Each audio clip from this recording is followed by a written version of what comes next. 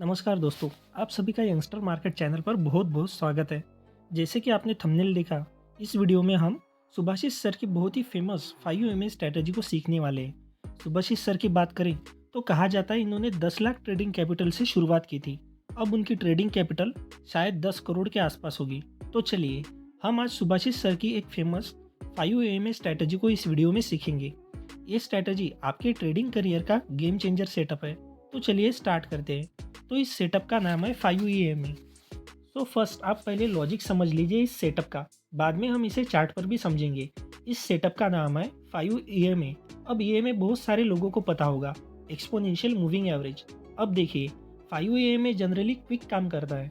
अब बहुत सारे लोगों को लग रहा होगा 5 तो प्राइस के साथ साथ ही चलता है, इसके अंदर कौन सा सेटअप मिलने वाला है। अब आपको अगर मैं बताऊँ तो ज़्यादातर बार तो प्राइस हमेशा 5 के आसपास ही चलता है। क्यों? क्योंकि ये लास्ट 5 कैंडल का एक्सपोनेंशियल मूविंग एवरेज है और टाइम फ्रेम है हमारा चार्ट का 5 मिनट। तो 5 मिनट टाइम फ्रेम में हमें इसको देखना है। सेटअप में आपको एग्जैक्टली समझाऊंगा, अभी कॉन्सेप्ट समझा रहा हूँ। अब होता क्या है, मैक्सिमम टाइम मार्केट में कैंडल्स अपने 5 को टच करते हुए चलती है। मतलब मैक्सिमम कैंडल्स अपने 5 को टच करते हुए उसके साथ चलती है। लेकिन एक टाइम ऐसा आता है मार्केट के अंदर जब प्राइस बहुत जल्दी अपने 5 के एक तो ऊपर चला जाता है या फिर प्राइस बहुत जल्दी अपने 5 के नीचे चला जाता है। दैट मीन्स आपको यहाँ पर डिफरेंस दिख रहा है प्राइस और इंडिकेटर के बीच में। अब ये डिफरेंस आने के बाद दो चीज़ें हो सकती है, एक तो प्राइस इंडिकेटर के पास आएगा या फिर इंडिकेटर प्राइस के पास चला जाएगा। इमेजिन कीजिए 5 इंडिकेटर ऐसे चल रहा है, फिर एक कैंडल ऊपर बनी। दैट मीन्स एक तो इंडिकेटर प्राइस के पास जाएगा ऊपर या फिर प्राइस नीचे आएगा अपने इंडिकेटर के पास। क्यों? क्योंकि 5 का रेशो ही ऐसा है कि वो कैंडल के साथ साथ चलेगा। तो जब एक कैंडल और ईएमए के बीच में जब डिफरेंस आता है ना, तभी हम इसमें ट्रेड करने वाले हैं। अब ये हो गया हमारा कंसेप्ट। अब मैं आपको इसे इन डिटेल कंप्लीट सेटअप बताता हूँ, आप उसको ध्यान से सुनिए और समझिए। अब समझिए, अगर आपको शॉर्ट सेलिंग करनी है तो आपका 5 मिनट का चार्ट टाइम फ्रेम रहेगा। और जैसे कि हमारे टॉपिक का नेम है 5 तो आपको चार्ट पर 5 लगा देना है। अब समझिए, शॉर्ट सेलिंग के लिए हम 5 मिनट चार्ट टाइम फ्रेम का यूज़ करने वाले हैं और बाइंग के लिए हम 15 मिनट चार्ट टाइम फ्रेम का यूज़ करेंगे। तो अभी के लिए हम सेलिंग का कंसेप्ट सीखते हैं। तो सेलिंग के लिए 5 मिनट हमारा चार्ट टाइम फ्रेम होगा और चार्ट पर आपको 5 इंडिकेटर लगा देना है। ये दो चीज़ें आपकी क्लियर हो गई। इसके बाद हम समझेंगे हमारा एंट्री पॉइंट क्या होगा। देखिए, समझ लीजिए ये हमारी 5 मिनट लाइन है। इस लाइन के ऊपर हमारी कोई भी मतलब रेड और ग्रीन कोई भी कैंडल इस 5 के ऊपर क्लोज होना चाहिए। ये हुआ हमारा फर्स्ट पॉइंट। और सेम कैंडल का लो हमारे 5 को टच नहीं होना चाहिए। मतलब सिंपल लैंग्वेज में समझे तो वो 5 मिनट की पूरी कैंडल 5 लाइन के ऊपर होनी चाहिए और कैंडल का कलर ग्रीन हो या फिर रेड, कोई फर्क नहीं पड़ता। बस कैंडल का क्लोज 5 के ऊपर होना चाहिए और उसी कैंडल का लो 5 को टच ना करता हो। जब हम चार्ट्स पर देखेंगे तो आप अच्छे से समझ जाओगे। बस आप अभी के लिए कंसेप्ट समझिए और ये रूल्स आप नोट डाउन कर लीजिए। अब देखिए, जो कैंडल 5 के ऊपर क्लोज होगा और उसका लो 5 को टच नहीं करेगा, वो हमारा अलर्ट कैंडल बन जाएगा। ये हमारा कंफर्मेशन कैंडल नहीं, अलर्ट कैंडल होगा कि अगर नेक्स्ट कैंडल इस कैंडल का लो ब्रेक करती है तो हम ट्रेड में एंट्री लेंगे। अब इमेजिन कीजिए, दो कंडीशन हो सकती है। एक तो एक और ऊपर कैंडल बन गया और उस कैंडल का लो ब्रेक नहीं हुआ, तो इस कैंडल के ऊपर फिर से एक और कैंडल बनता है जिसका लो 5 को टच नहीं करता है, तो ये अब हमारा अलर्ट कैंडल बन जाएगा। अब यही सेम रूल हम फॉलो करते जाएंगे और जब कोई भी नेक्स्ट कैंडल हमारे अलर्ट कैंडल को नीचे ब्रेक करता है, तब हम ट्रेड में एंट्री लेंगे। एंड जो हमारे कैंडल का हाई होगा वो हमारा स्टॉप लॉस होगा, या फिर जो स्विंग हाई होगा वो हमारा स्टॉप लॉस होगा और अलर्ट कैंडल का ब्रेकडाउन हमारा एंट्री पॉइंट हो गया। और स्टॉप लॉस के हिसाब से आपका मिनिमम 1:3 का टारगेट रहेगा। कितना? मिनिमम 1:3 का आपका टारगेट रहेगा। क्यों? क्योंकि यहाँ पे हम लोग बात कर रहे हैं ट्रेंड चेंज का। अगर आप इस तरह से अलर्ट कैंडल के ब्रेकडाउन पर ट्रेड में एंट्री लोगे तो आप 90% से ज़्यादा रिवर्सल ट्रेंड को मिस नहीं करोगे। तो ये बस आपका एंट्री का रूल हो गया। तो अभी हम लोग चार्ट्स पर आते हैं। यहाँ पर आपको ईजी हो जाएगा समझने के लिए।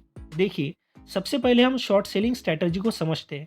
आप इससे सी शॉर्ट्स कर सकते हो, फ्यूचर में आप शॉर्ट्स कर सकते हो, आप पुट बाय कर सकते हो और स्टॉक में भी आप सेलिंग कर सकते हो। तो इस स्ट्रैटेजी में मैंने सेलिंग के लिए क्या कहा था? सेलिंग के लिए हम 5 मिनट चार्ट टाइम फ्रेम का यूज़ करेंगे और जैसे कि हमारी स्ट्रैटेजी 5 ईएमए बेस्ड स्ट्रैटेजी है, हम चार्ट पर 5 ईएमए को लगा देंगे। ये मैंने ट्रेडिंग व्यू पर चार्ट ओपन किया है। यहाँ पर आपको इंडिकेटर करके ऑप्शन दिखाई दे रहा होगा, उस पर आपको क्लिक करना है और आपको ईएमए टाइप करना है। फिर आप मूविंग एवरेज एक्सपोनेंशियल इस पर क्लिक कीजिए। फिर आप सिंपली इंडिकेटर के सेटिंग पर क्लिक कीजिए और यहाँ पर लेंथ में आप 5 सिलेक्ट कर लीजिए। बस, फिर आपका इंडिकेटर चार्ट पर लग जाएगा। अब देखिए 5 ईएमए हमारा लग चुका है, आप यहाँ पर देख सकते हैं। और ये हमारा 5 मिनट का चार्ट है। ये हमारा 18 नवंबर का निफ्टी का चार्ट है।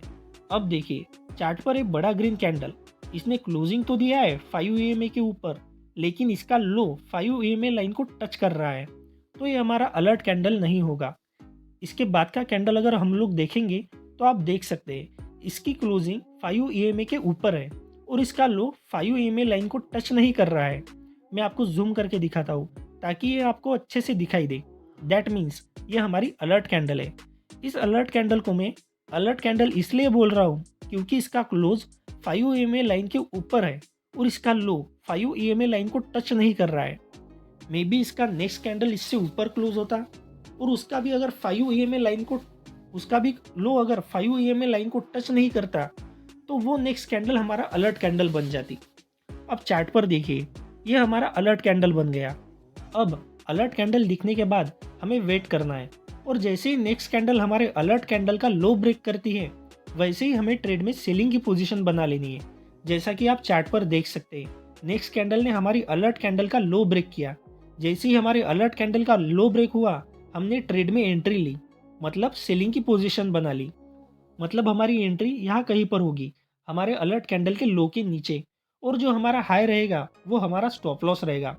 आप चार्ट पर देख सकते हैं, इस रेड कैंडल का हाई है तो वही हमारा स्टॉप लॉस रहेगा। अगर हमारे अलर्ट कैंडल का हाई रहता तो हम उस हाई का स्टॉप लॉस लगा लेते।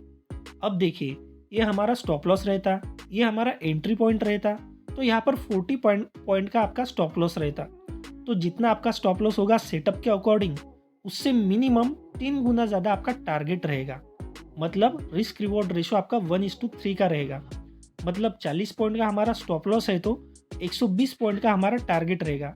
इस तरह हम मिनिमम 1:3 का रिस्क रिवॉर्ड रेशो रख सकते हैं। देखिए, आपको यहाँ पर आपका टारगेट बहुत इजीली अचीव होते हुए दिखाई देगा। ये हमारा एक ट्रेड हुआ। आई होप आपको ये पॉइंट क्लियर हुआ होगा। अभी मैं आपको इस सेटअप की एक्यूरेसी बताऊँ। इस सेटअप का एक्यूरेसी कुछ नहीं तो 60 से 70% है। ओके, मैं ज़्यादा तो नहीं बोल रहा हूँ। क्यों? क्योंकि अगर एक्यूरेसी 50% भी होना तो भी बहुत अच्छा है। क्यों?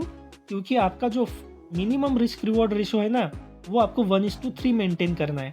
बड़े ट्रेड्स तो हम इस सेटअप से मिलते ही है। क्यों? क्योंकि अगर जब भी ट्रेंड चेंज होता है, ये रिवॉर्ड आपको इजीली मिलता है। इस सेटअप में हमारे स्टॉप लॉस फ्रीक्वेंटली हिट होते हैं। देखिए, हमारे स्टॉप लॉस भले ही हिट हो, लेकिन हमारा टारगेट बड़ा होना चाहिए, सो दैट्स कि हम बड़े प्रॉफिट लेकर मार्केट में बने रहें। अब चार्ट पर आप देखिए, ये तो हमारा एक प्रॉफिटेबल ट्रेड था। अब हम चार्ट पर सेलिंग के लिए और ट्रेड ढूंढते हैं। अब ये रेड कैंडल देखिए, इस कैंडल की क्लोजिंग भी हमारे 5 ईएमए लाइन के ऊपर है और इस कैंडल का लो भी हमारे 5 ईएमए लाइन के ऊपर है। मतलब ये हमारी अलर्ट कैंडल बन गई। अब हमारा एंट्री पॉइंट क्या था? अगर नेक्स्ट कैंडल अलर्ट कैंडल के लो को ब्रेक करती है तो हम वहां पर एंट्री ले लेंगे। तो आप चार्ट पर देख सकते हैं, नेक्स्ट ग्रीन कैंडल ने अलर्ट कैंडल का लो ब्रेक किया तो हमने वहां पर एंट्री ली, और जो अलर्ट कैंडल का हाई है वो हमारा स्टॉप लॉस है। और यहाँ पर देखिए, मार्केट नीचे नहीं गया और नेक्स्ट कैंडल पर ही हमारा स्टॉप लॉस हिट हो गया। ये पूरी अलर्ट कैंडल हमारी 20 पॉइंट की है, तो समझिए 20 पॉइंट का हमारा स्टॉप लॉस हिट हो गया। मतलब एक ट्रेड में प्रॉफिट 120 पॉइंट्स का और एक ट्रेड में 20 पॉइंट्स का लॉस। अब हम चार्ट पर और आगे चलते हैं और ऐसे ही ट्रेड्स ढूंढने की कोशिश करते हैं। अब चार्ट पर देखिए, इस रेड कैंडल में हमें सेम सिनेरियो दिखाई दे रहा है। इस रेड कैंडल का क्लोज और लो दोनों ही 5 ईएमए लाइन के ऊपर है। मतलब ये हमारी अलर्ट कैंडल है। और आप नेक्स्ट ग्रीन कैंडल में देख सकते हैं, इसके नीचे आपको शैडो दिखाई दे रही होगी। मतलब इस ग्रीन कैंडल ने हमारे अलर्ट कैंडल का लो तो ब्रेक किया है और लो ब्रेक होते ही हमने वहाँ पर एंट्री ली। और यहाँ पर भी जो हमारा अलर्ट कैंडल का हाई स्टॉप लॉस था वो हमारा हिट हो गया। मतलब यहाँ पर भी हमारा 25 पॉइंट्स के आसपास स्टॉप लॉस हिट हो गया। मतलब एक ट्रेड्स में हमारा प्रॉफिटेबल रहा और 2 ट्रेड हमारे स्टॉप लॉस हिट हो गए। अब चार्ट पर हम और आगे चलते हैं और ऐसा ट्रेड ढूंढने की कोशिश करते हैं। देखिए, इस सेटअप के साथ आपके स्टॉप लॉस तो फ्रीक्वेंटली हिट होंगे, लेकिन इस सेटअप में आपका स्टॉप लॉस बहुत छोटा है और आपका टारगेट बहुत बड़ा है। अब आप चार्ट पर देखिए, इस रेड कैंडल का क्लोज और लो दोनों ही हमारे ईएमए लाइन के ऊपर है। मतलब ये हमारी अलर्ट कैंडल है। अब जैसे ही नेक्स्ट कैंडल इसका लो ब्रेक करेगी, हम ट्रेड में सेलिंग की पोजीशन बना लेंगे और हमारी अलर्ट कैंडल का हाई हमारा स्टॉप लॉस रहेगा। अब आप चार्ट पर देख सकते हैं, जैसे कि नेक्स्ट कैंडल ने हमारे अलर्ट कैंडल का लो ब्रेक किया, हमने ट्रेड में सेलिंग की पोजीशन बना ली और अलर्ट कैंडल का हाई हमारा स्टॉप लॉस था। तो आप यहाँ पर देख सकते हैं हमारे 1:3 रिस्क रिवॉर्ड रेशो के अकॉर्डिंग कितना बेहतरीन ट्रेड हमें यहाँ पर मिला। मतलब 2 ट्रेड्स में हमारे स्मॉल स्टॉप लॉस हिट हुए और 2 ट्रेड्स में हमें यहाँ पर बहुत बड़े टारगेट मिले। आई होप आपको ये शॉर्ट सेलिंग की स्ट्रैटेजी पूरी तरह से समझ आ गई होगी। तो ये हो गया हमारा 5 मिनट चार्ट टाइम फ्रेम पर सेलिंग का सेटअप। अब हम लोग 15 मिनट चार्ट टाइम फ्रेम पर बाइंग का सेटअप समझते हैं। देखिए, जनरली होता क्या है, बाइंग का मार्केट थोड़ा स्लो होता है, इसीलिए इस स्ट्रैटेजी में बाइंग मार्केट में टाइम फ्रेम 15 मिनट का होता है और सेलिंग मार्केट हमेशा स्पीड में होती है। मतलब मार्केट हमेशा स्पीड से गिरता है, इसीलिए सेलिंग स्ट्रैटेजी में चार्ट टाइम फ्रेम 5 मिनट का होता है। अब देखिए, बाइंग स्ट्रैटेजी में हमारा EMA exponential moving average 5 EMA का ही रहेगा, बस हमारा चार्ट टाइम फ्रेम 15 मिनट का होगा। अब देखिए, सेलिंग स्ट्रैटेजी में हमारी अलर्ट कैंडल 5 ईएमए के ऊपर थी। अब बाइंग स्ट्रैटेजी में हमारी अलर्ट कैंडल 5 ईएमए लाइन के नीचे होगी। बस इतना ही डिफरेंस है। मतलब बाइंग स्ट्रैटेजी में आपको चार्ट पर ऐसी कैंडल ढूंढनी है जिनकी क्लोजिंग और हाईएस्ट पॉइंट ईएमए लाइन के नीचे हो। चलिए, अब हम चार्ट पर हमारी बाइंग स्ट्रैटेजी को अच्छे से समझते हैं। देखिए, चार्ट पर आपको एक ग्रीन कैंडल दिखाई दे रही है जिसका क्लोज 5 ईएमए के नीचे है और इस कैंडल का हाई भी 5 ईएमए के नीचे है। मतलब इसका हाई भी 5 ईएमए को टच नहीं कर रहा है, तो ये हमारी अलर्ट कैंडल है। अब हमें नेक्स्ट कैंडल में चेक करना है क्या हमारी नेक्स्ट कैंडल अलर्ट कैंडल के हाई को ब्रेक कर रही है। तो हाँ, चार्ट पर आपको क्लियर दिखाई दे रहा है नेक्स्ट ग्रीन कैंडल हमारे अलर्ट कैंडल के हाई को ब्रेक कर रही है।